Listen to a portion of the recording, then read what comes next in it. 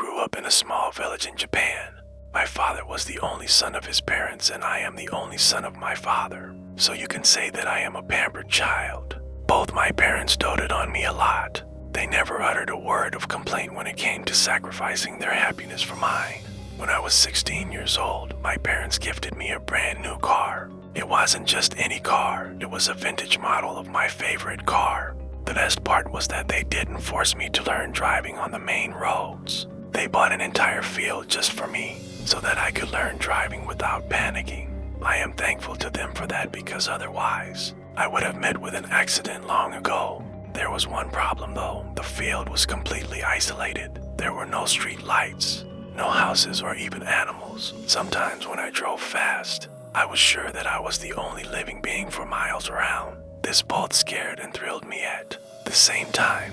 One night when I was returning home from college, it started raining cats and dogs. I decided to drive home. Soon I reached the main road. The rain was so heavy that visibility dropped to zero. I turned on the wipers and headlights and started driving slowly. After about 15 minutes of driving, I saw a person standing by the roadside. He had a white beard and was drenched in the rain. I stopped the car and asked him if he needed a lift.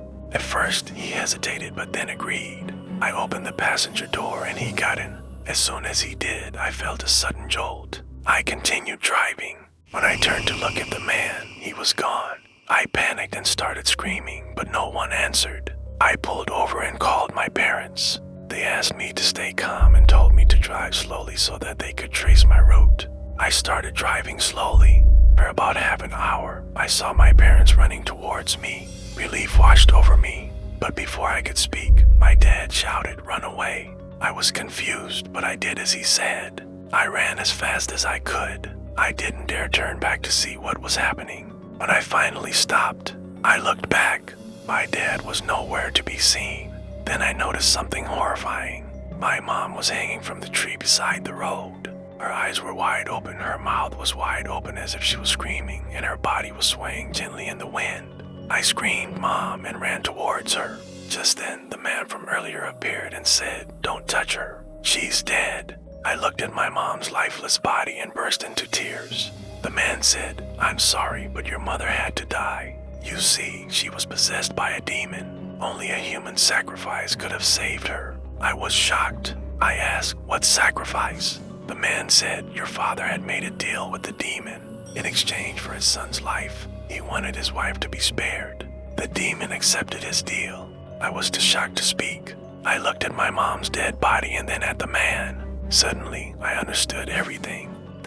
Field, the isolated road, the heavy rain, it was all part of the demon's plan. It had lured me to the road where it could kill me. But why did it spare me? Why didn't it take my life? Just then, the man spoke again.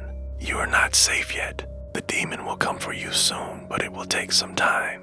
You have 1 hour to find your father and make a new deal. Otherwise, you will die on this road." I thanked the man and ran as fast as I could. I knew where my dad was. He was at our field waiting for me. When I reached there, he was sitting inside the car. I got in without wasting a moment. "Dad, I need your help. That demon wants to take my life. Please make a new deal." Dad looked at me and said, "It's too late. The deal has already been made." I begged him to reconsider, but he didn't agree. Soon we heard footsteps. The demon was coming. My dad opened the door and got out. The demon appeared in front of us and asked, "Where is the sacrifice?" Dad said, "Here I am."